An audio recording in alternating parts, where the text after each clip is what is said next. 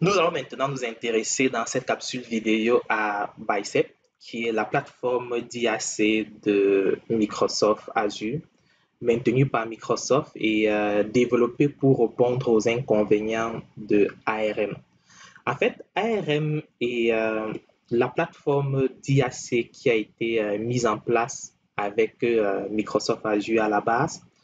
ARM pour Azure Resource Manager permet aux équipes d'implémenter des scripts ou des modèles JSON qui vont servir pour provisionner les ressources dans la plateforme infonuagique Microsoft Azure. Sauf que les modèles JSON sont très difficiles pour les débutants et ça apporte quand même moins de flexibilité. Compte tenu de la complexité du modèle ARM, Microsoft a mis en place Bicep pour résoudre ce problème. Bicep introduit un langage beaucoup plus simple qui est conçu spécifiquement pour aider les équipes à déployer des ressources dans la plateforme infonuagique Microsoft Azure.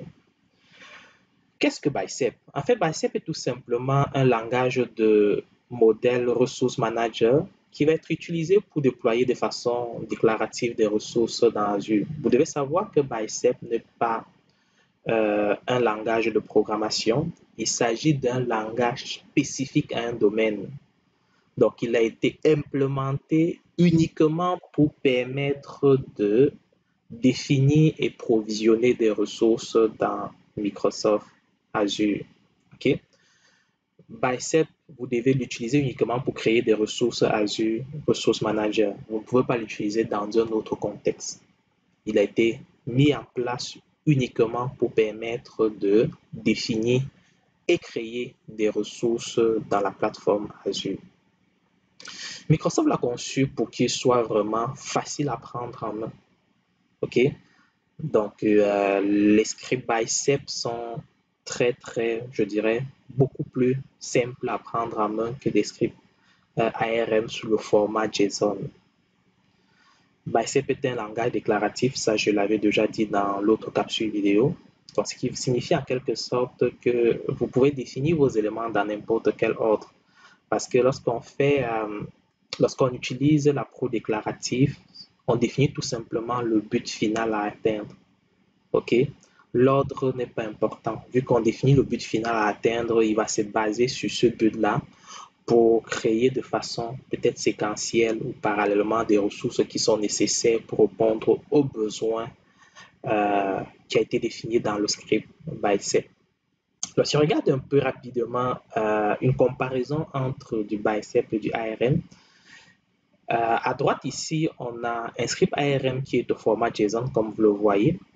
Ce script, ce qui permet de faire, c'est de définir un modèle permettant de déployer un compte de stockage. Okay? Pour cela, on a des paramètres qu'on définit. Le paramètre pour la location, l'emplacement, le paramètre pour le nom du compte de stockage, ensuite la ressource qui va être déployée dans la zone ressources. Donc, dans la zone ressources, on vient définir l'objectif qu'on voudrait avoir. Comme on est en appro déclaratif, on voudrait avoir un compte de stockage avec le niveau tarifaire standard et avec le accès tiers à hot. Alors, si on veut faire la même chose avec du Bicep, ça se traduit tout simplement en ces quelques lignes de code. Okay? Donc, on voit que au lieu d'avoir une grosse zone paramètres pour pouvoir définir nos paramètres, ça se résume tout simplement à quelques lignes avec le mot-clé param en entrée.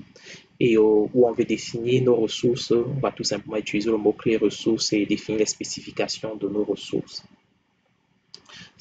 Alors, avec les deux comparaisons, ça saute à l'œil que le Bicep est vraiment beaucoup plus simple et beaucoup plus simplifié pour l'implémentation de nos différents modèles de ressources Microsoft Azure. Bicep va nous apporter de nombreux avantages. Le premier avantage, c'est d'abord le fait que la syntaxe est beaucoup plus simple. Okay? Ce qui veut dire que la prise en main est beaucoup plus simplifiée pour les nouveaux arrivants. Toute personne, même si la personne n'a pas d'expérience développement, etc., peut facilement intégrer et utiliser l'approche Bicep pour pouvoir définir la structure de ces modèles de ressources à déployer dans Azure. On a également un autre avantage qui est les modules. Donc, grâce aux modules, on est capable de décomposer des déploiements de modèles complexes en des fichiers de modules plus petits et les référencer dans un modèle principal. Ici, ça va faciliter la gestion et la réutilisation. On peut prendre un exemple tout simple. On a besoin pour une application de déployer, par exemple, un web apps. On sait qu'un web app, ça prend un app service et un plan de service.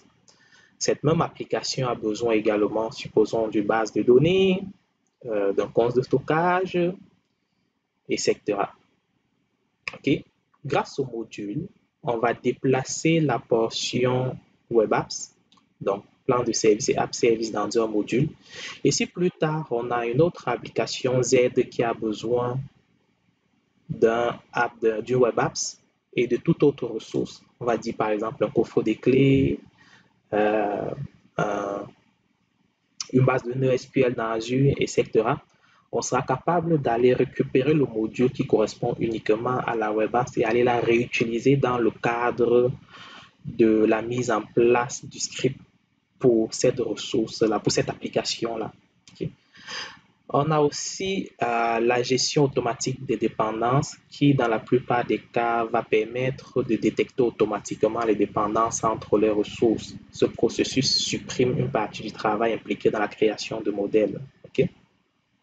Puis pour finir dans la validation des types et l'intelligence, ce que Microsoft a fait, c'est qu'ils ont mis en place une extension Bicep pour Visual Studio Code et également pour l'environnement de développement Visual Studio.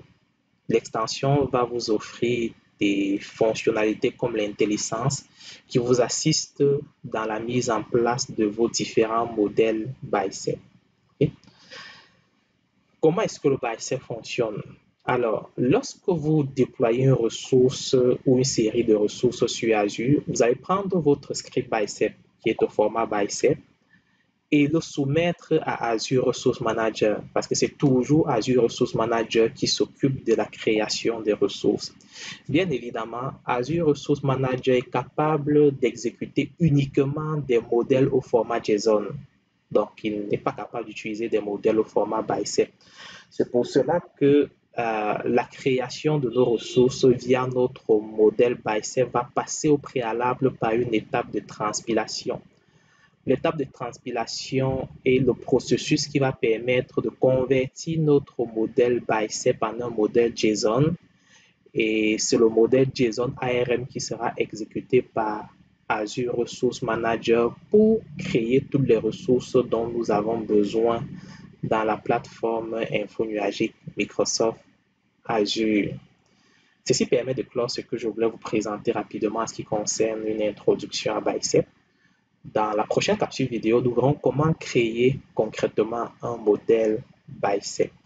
Merci.